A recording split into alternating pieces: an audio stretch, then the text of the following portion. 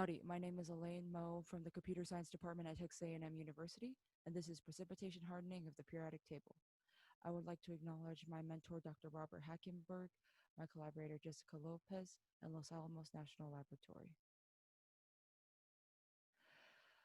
The phenomenon observed here is known as precipitation or age hardening.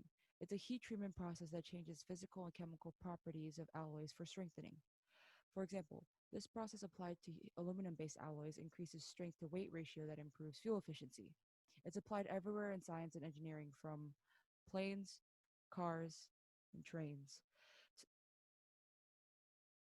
At the atomic level, the heat treatment process produces small impurities in the alloys called precipitates. They cause a dislocation, which is a defect in the crystal structure and abruptly changes the arrangement of the atoms. This dislocation is depicted in the graph here, where the darker atoms represent the precipitates and the lighter atom represents the base element. Because these precipitates cannot be moved, there is no way to deform any further, thus strengthening the alloy altogether. Precipitation hardening has expanded to many alloy systems throughout history. The growth and expansion of this process is documented in a variety of literatures and publications, many of which is available online. However, at the surface level, it seems that only a handful of elements have ever been alloyed together to apply precipitation hardening to, primarily elements such as iron or aluminum. To find any record of this for elements that are sparser would require tedious work sitting at the computer searching. But with programming, it can potentially automate the process and gather all data related to precipitation hardening in bulk, potentially extracting the rarer elements as well. So once this data is grabbed digitally, the question now becomes, what is the scope of which elements on the periodic table have been documented to exhibit precipitation hardening?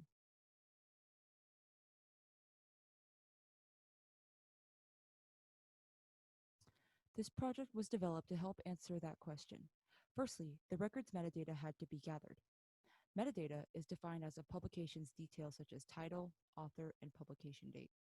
They help define quantitative metrics for analysis and statistics of these digital records and will indicate how relevant a document is.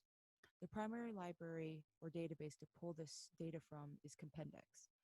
The database contains a plethora of legacy documents and has a detailed search syntax which is used later on. There were other options for databases available such as Primo or ScienceDirect. However, there were time constraints and the university does not have access to all of them. Now, to extract the data and apply programming to automate the process as intended, one would use application programming interfaces or APIs. They return data in this format for every digital document, separating the metadata in concise labels and categories that can be easily parsed and manipulated. Compendex was free to access through the API, so this was the obvious choice. With the tools defined, all that's left is how far down the periodic table to go and how to categorize by base and alloy. To keep the data two-dimensional, the elements of atomic number 1 to 103 will be paired as a base-alloy pair.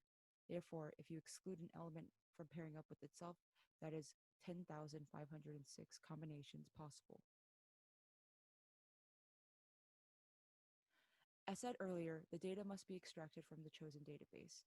Luckily, the search function in Compendex is accessible through the API. The searches in there provide many tools to format the query, like Boolean words such as and or not, and wildcards. And or are used to include keywords, and not is used to exclude. The inclusion of words is to cover keywords most related to precipitation hardening, like age or strengthen. The exclusion of words is to handle any record that mentions precipitation hardening or any other related words, but has nothing to do with material science. Wildcards ensure words of the same prefix are covered, like age or aging. To exemplify this, this search is intended to search for anything with tantalum or tungsten that indicates precipitation hardening. It looks easy enough. However, this search format includes the elemental symbols and even more detailed keywords and covers precipitate and precipitating. Plus, it eliminates the medical or chemistry-related documents that may come up. By refining the query continuously like this, the 100,000 results initially produced was reduced down to 50,000. Originally, there was going to be another detailed filter that was more computational.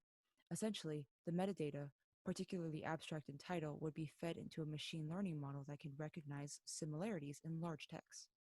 In a way, it would have been a filter defined by the computer and not by humans. However, with a limited time span, alternative routes had to be taken. So, a scoring system was developed to analyze word frequencies to suggest how relevant a document or record is. Some defined keywords had points, positive or negative, associated with them.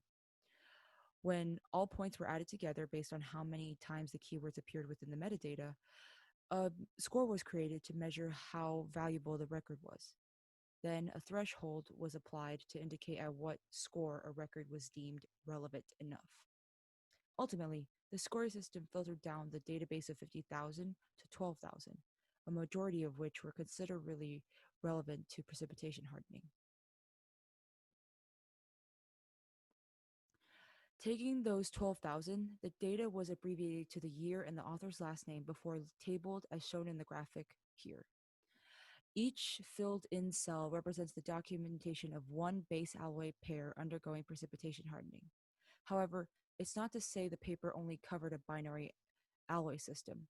The same paper could be listed on multiple cells because the base could have more than one alloying element.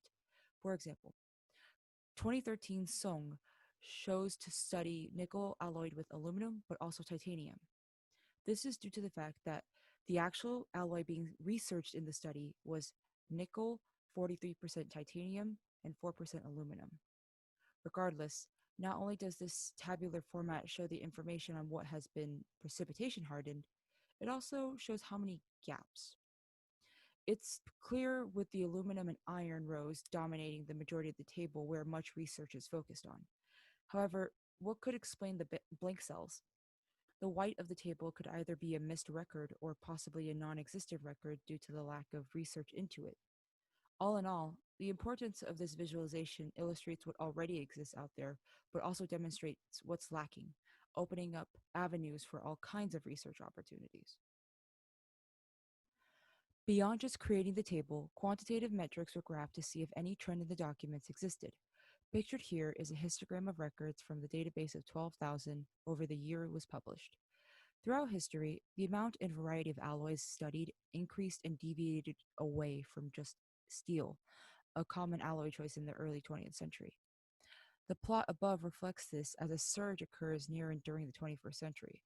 Overall, the knowledge domain has come a long way from just researching aluminum or steel, and hopefully will continue to grow.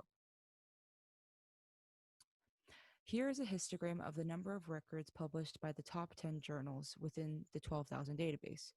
Even if some journals may have changed their name over the years, causing room for error, the variability is still interesting. Though a majority of these journals are English, a good few are Chinese. A possible explanation of this trend could be due to the large population of the country contributing to the field, but it does raise a question of whether the publications are concentrated in one journal or a particular journal has better digital indexing. Lastly, this figure depicts a histogram of the score distribution of the database. The threshold for a paper to be considered valuable was 30, so values never went to 29 or lower. It's strange, however, that the majority of records were concentrated at the low end of the total range. Considering this and the overall high quality of the database of 12,000, it's possible that there were records scoring in the 20s that could even be added to the database. However, this also raises the possibility that the scoring system is needed to be continuously refined and further analyzed. The overall project had followed through well. Despite time constraints with gathering metadata, the scoring system was able to pull through and assist in developing the final visualizations like the table and graphs. Additionally, it created new opportunities for further research by revealing holes in what has been precipitation hardened and explored the quantitative method of using word analysis to measure quality.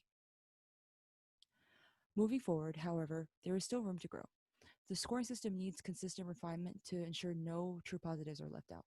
As well, more databases like Primo or HathiTrust can also be analyzed the same way to see if the same trends exist compared to Compendex.